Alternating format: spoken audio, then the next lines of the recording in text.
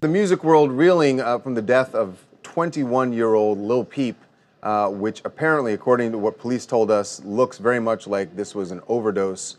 There were a lot of drug paraphernalia that was found on his tour bus in Tucson, as well as some pills. We're told there was Xanax there. And he was very open about the fact that he popped Xanax and other prescription pills. Yeah, I mean, this is so troubling to watch. And part of it is sort of the glorification of this. And we talked to, we got Daz Dillinger from the Dog Pound. We got him at LAX and asked him what this means in the hip hop community. Is there going to be any change here where people in rap and hip hop feel like maybe we stop glorifying not only prescription pills, but lean, and use of opioids. Yeah, opioids in general. Here's what Daz said. These kids nowadays are being drug addicts. You know what I'm saying? The culture is addiction. You know what I'm saying? So we really got to teach the kids about that part of the game. These new scientific drugs that they're coming out with will kill you. Yeah. Quick. What would you say to people out there? I mean, not even the rappers, but like the kids. Anybody, period, man. You know what I'm saying? You got to take care of yourself, man. Know what you're taking. Read instead of listening to a song. Addiction for the young homies and stuff. You got to get them off of that. You know what I'm saying?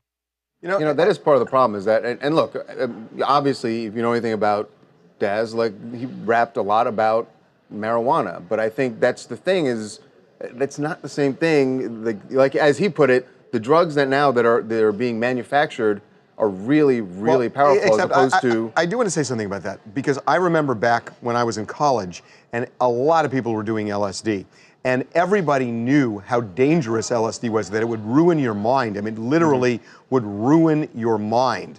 And yet people were doing it. And I was trying to think, God, this feels... Because as I was watching this, and you know, I've seen Prince and Michael Jackson and everything else. I thought, my God, things have really changed. But then I think back, and maybe they really haven't changed, because everybody knew LSD was. But were people dying, like overdosing? Oh my on God! LSD? Yeah, in the 60s? LSD? Oh my! In the 60s? Yeah. Janis Joplin, Jimi Hendrix, Jim Morrison. People, I mean, like it was a heroin thing. It was crazy, but LSD was that was so. heroin. That's not LSD. I know, but LSD. I knew people who were never the same, who were taking it all the time. I don't know that anything has necessarily changed. I don't think drug use is anything new for musicians. That definitely isn't anything new. But I think in hip hop, which has been something to where really, if you were doing cocaine or pills or anything like that as a hip hop artist in the 90s or even the last decade, you were sort of ostracized. That was looked at as something kind of whack. Yeah. And for it to be so widely embraced now and what's the prevailing sort of pop culture musical art form, which hip hop has become, it's very dangerous.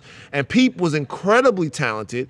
And I hope some of these kids see that your life can be over at 21 if you indulge into these types of drugs, man. It's really not hot. It's not cool at all. I don't think this is not a hip hop thing.